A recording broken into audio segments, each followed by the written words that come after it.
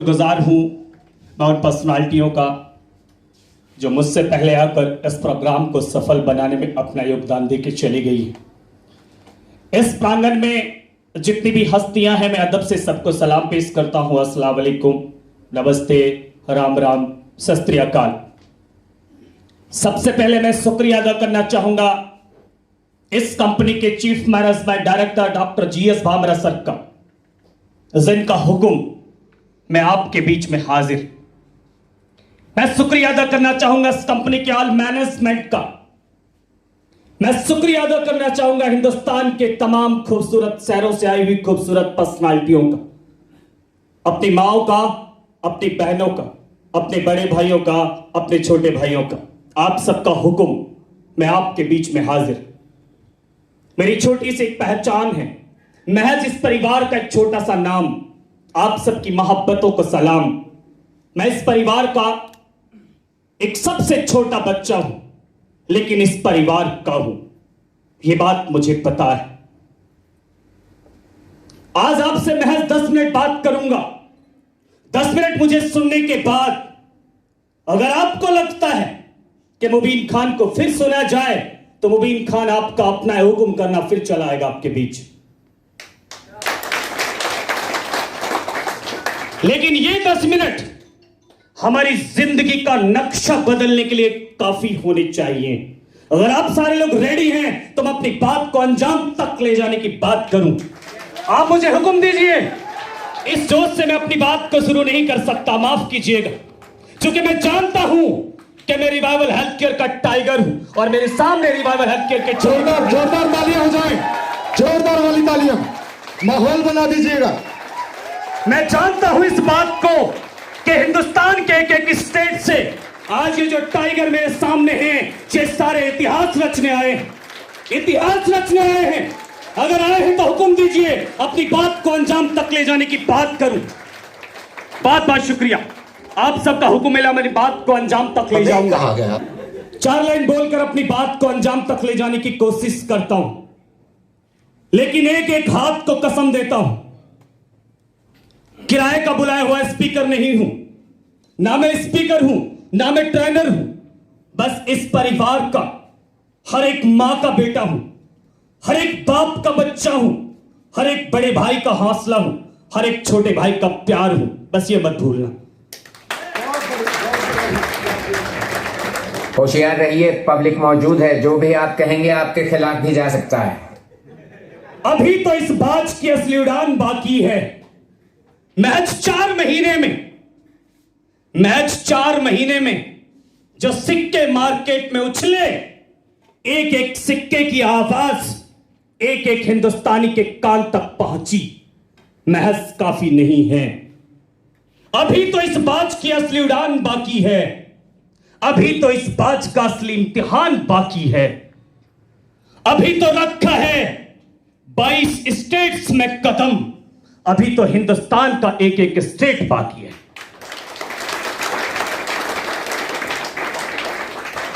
हर इंसान के सामने आज परेशानी। अच्छा, ये तालियों से काम नहीं चलेगा। इस पंडाल के अंदर जितने भी शख्सियत है कि एक शख्सियत को कसम देता हूं, अगर सारे लोग इतिहास रचने आए हो, कोई ट्रेन से आया, कोई फ्लाइट से आया, कोई कार से आया, तो कोई 22 मोटरसाइकिल से आया, लेकिन आए क्यों? आए क्यों? इतिहास रचने। Yes no? इतिहास रचने, इतिहास रचने। तो एक एक आवाज का गूंज जाना चाहिए छत के ऊपर, लगना चाहिए जयपुर शहर को कि कौन है आज इस पंडाल में, कौन है आर्को पैलेस में रिवाइवल के टाइगर। आवाज जानी चाहिए जयपुर तक। जाएगी?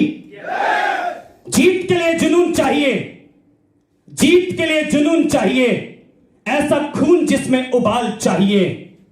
ये आसमान भी आएगा जमीन पर, बस आप सबकी आवाज में जीत की गूंज चाहिए।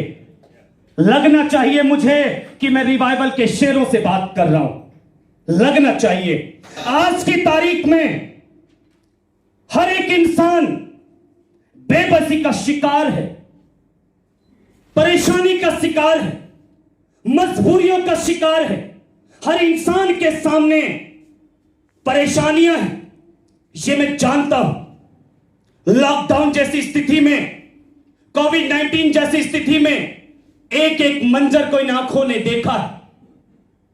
पिछले 10 साल से डायरेक्ट सेलिंग इंडस्ट्री में होने के नाते एक एक चीज को समझने का काम किया।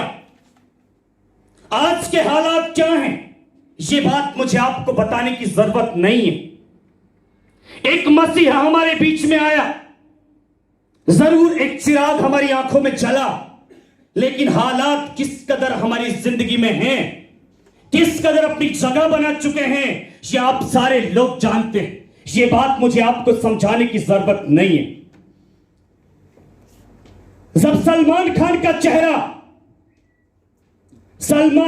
चेहरा एक पल के लिए आप देखते हैं तो आपको बहुत अच्छा लगता है, लेकिन जब आपके पापा की तस्वीर आपकी आंखों के सामने आती है तो सलमान खान धुंधला पड़ जाता है।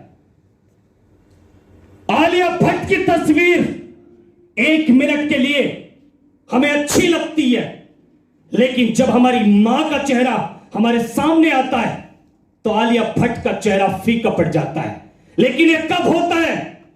ये उस वक्त होता है जब कोई आपको रियलाइज कराता है, कोई ट्रेनर, कोई मोटिवेशनल स्पीकर आपके बीच में होता है, रियलाइज कराता है, उस वक्त आपको ऐसा महसूस होता है। उसके बाद ये सारी बातें हवा में चली जाती हैं। ऐसा नहीं है साहब कि इंसान अपनी जिंदगी में सफल नहीं होना चाहता। इस दुनिया में ऐसा कोई भी इंसान नहीं जो अपनी जिंदगी में कामयाब नहीं होना चाहता, लेकिन परेशानी कहां है? वो अपने रास्तों से भटक जाता है, गलत दिशा में जाके काम करता है, गलत एडवाइस के चक्कर में आकर अपने हाथ में आई हुई सक्सेस को छोड़ देता है। अंजाम बेरोजगारी का सर्टिफिकेट हम सबके हाथ में आ जाता है। इस प्रोग्राम में आने के पीछे एक बहुत बड़ा मकसद है। अगर आप सारे लोग ये चाहते हो कि हम अपने जीवन में सफल होना चाहते हैं, कामयाब होना चाहते हैं, तो एक एक हाथ मुझे हवा में उठते हुए देखना है। एक एक हाथ अपने खुद के लिए तालियां बजाओ।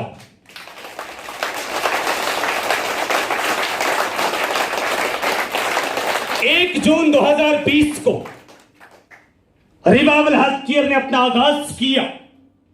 एक फरिश्ता इस मैदान में आया, उस फरिश्ते ने इस इंडस्ट्री में कदम रखा। न सिर्फ कदम रखा, बल्कि हिंदुस्तान की तस्वीर बदलने का बीड़ा अपने सर पे उठाया। जब इस प्लान को लोगों को बताया जा रहा था, 1 तारीख को, 2 तारीख को, जून के मंथ में, तो लोगों ने कहा था कि कितने दिन कंपनी चलेगी, क्या ऑटो मैचिंग से पैसा आएगा, क्या जनरेशन से पैसा आएगा, क्या परफॉर्मेंस बोनस से पैसा आएगा। लेकिन आज वही लोग, कम से कम सैकड़ों की तादाद में मेरे साथ ऐसे लोग हैं जो आफ्टर 2 मंथ 3 मंथ ज्वाइन हुए हालात को देखते हुए, और जो नहीं हुए वो पछता रहे। हालात को समझना पड़ेगा, वक्त की नजाकत को समझना पड़ेगा। क्या होता है ना, कोई तो इंसान आपकी जिंदगी बदले, किसी को तो बीड़ा उठाना पड़ेगा। अगर सारे लोग ये सोच लें कि हम गरीब बाप की औलाद हैं, हम गरीब खानदान से आते हैं, पुअर परिवार से आते हैं, तो कौन बदलेगा इस नक्शे को? कौन बदलेगा इस तस्वीर को? कौन उठाएगा इस पीड़े को अपने सर? वो आपको बनना है, वो आपको बनना है, वो बनना पड़ेगा। कोई तो बनेगा। एग्जाम्पल देके अपनी बात को समझाता हूं। हिंदुस्तान के अंदर 1 जून 2020 को जब रिवाइवल हेल्थ केयर ने अपना आगाज किया, तो बहुत सारे लोगों ने कहा था कि कंपनी नहीं चलेगी, ये सीएमडी ज्यादा वक्त तक कंपनी को नहीं चला पाएंगे, क्योंकि कहने वाले लोग साफ कहते हैं, उनको आप नहीं रोक सकते। कहते उसी के बारे में है जो कुछ होता है, और जो कुछ होता नहीं उसके बारे में कोई बात नहीं करता साहब। ये आप जानते हैं। लोगों ने कहा, लेकिन उस इंसान को अपने काबिलियत पर यकीन था, अपने बनाए गए प्लान पर यकीन था। उस इंसान ने लोगों की बात नहीं सुनी और आज हिंदुस्तान का एक एक इंसान उस पर्सनालिटी के लिए दुआ करता है, मंदिर में जाकर दुआ करता है, मस्जिद में जाकर। ये आप सारे लोग जानते हैं, हिंदुस्तान के तमाम खूबसूरत शहरों से एक छोटे से शहर में लोग इकट्ठा हैं एक पर्सनालिटी के नाम के लिए। ऐसे में मुबीन खान 4 लाइन उस पर्सनालिटी के नाम करता है इस पंडाल की तरफ से। सबके दिलों की जान बनाया है आपने, सबके दिलों की जान बनाया है आपने, मुश्किल को भी आसान बनाया है आपने। कैसे अदा करेंगे हम मोहब्बत का कर्ज, हर एक नेटवर्कर को नेटवर्कर बनाया है आपने।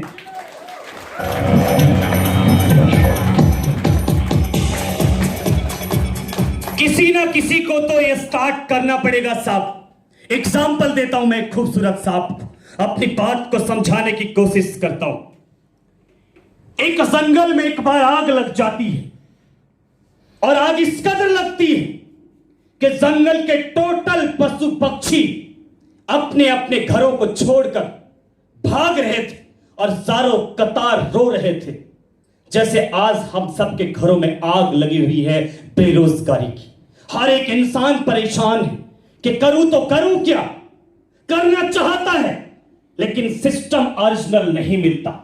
सिस्टम ओरिजिनल मिलता है तो अपलाइन अच्छे नहीं मिलते, अपलाइन अच्छी मिलती है तो रातों रात बॉस गायब हो जाते हैं। कहीं ना कहीं तो प्रॉब्लम है साहब। लेकिन आज आपके पास सारी चीजें मौजूद हैं। कंपनी का सिस्टम आपके सामने खड़ा है, कंपनी के बॉस आपके सामने खड़े हैं, कंपनी का प्लान आपके सामने, कंपनी का प्रोडक्ट आपके सामने, कंपनी का एक एक लीडर आपके सामने। जंगल में आग इस कदर लगी कि टोटल पशु पक्षी अपने अपने घरों को छोड़कर भाग रहे थे और ज़ारों कतार रो रहे थे। सबकी आंखों में बहुत सारे आंसू थे क्योंकि सबके घर जल रहे हैं। एक मासूम सी गिलोरिया अपना आसियाना जलता हुआ देखकर ज़ारों कतार रो रही थी। उसकी आंखों में बहुत सारे आंसू थे। उसके दिमाग में ख्याल आया कि क्यों ना इस आग को बुझाने का काम किया जाए। वो वहां से उड़ी, पड़ोस के किसी जंगल में गई, पानी तलाशा, जितना पानी उसकी चौंच में आ सका उसने भरा और उस दहकती हुई आग पर डालने का काम किया। फिर गई, फिर पानी लाई, फिर पानी डाला। जब पूरे तरीके से थक गई तो पड़ोस के किसी जंगल में जाकर एक पेड़ की डाल पर बैठकर सुस्ताने लगी। वहीं पर एक अजगर सांप बैठा हुआ था। ये चारों तरफ अजगर है साहब।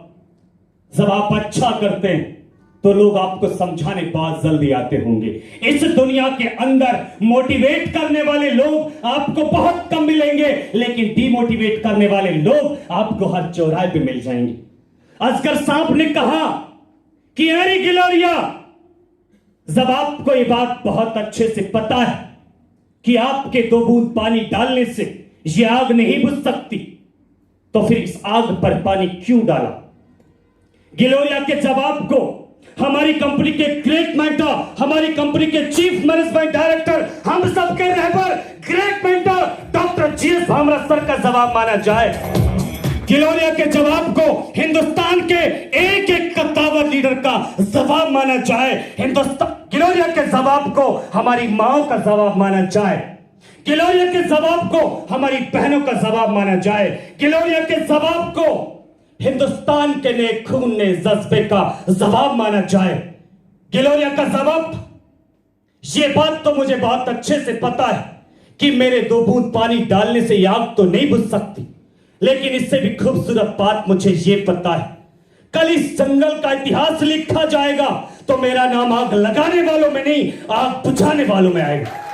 अपनी बात को यहीं पर विराम दूंगा, प्रोग्राम को आगे चलाया जाएगा।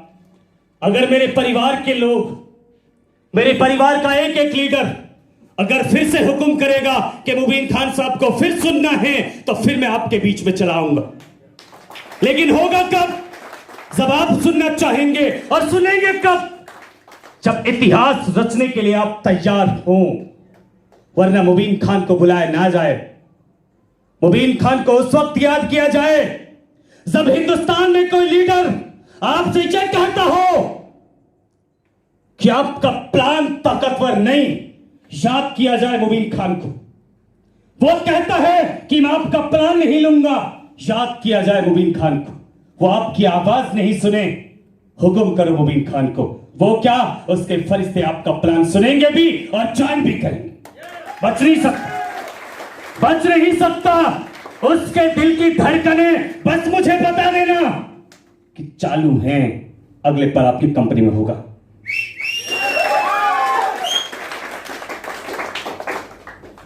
दायरे में सिमट कर आया है, दायरे में सिमट कर आया है। हर रवायत से हट कर आया है। आंधियों को जरा खबर कर दो, तूफानों को जरा खबर कर दो, चट्टानों को जरा खबर कर दो। शेर वापस पलट कर आया है। बहुत बहुत शुक्रिया, बहुत बहुत शुक्रिया, बहुत बहुत शुक्रिया।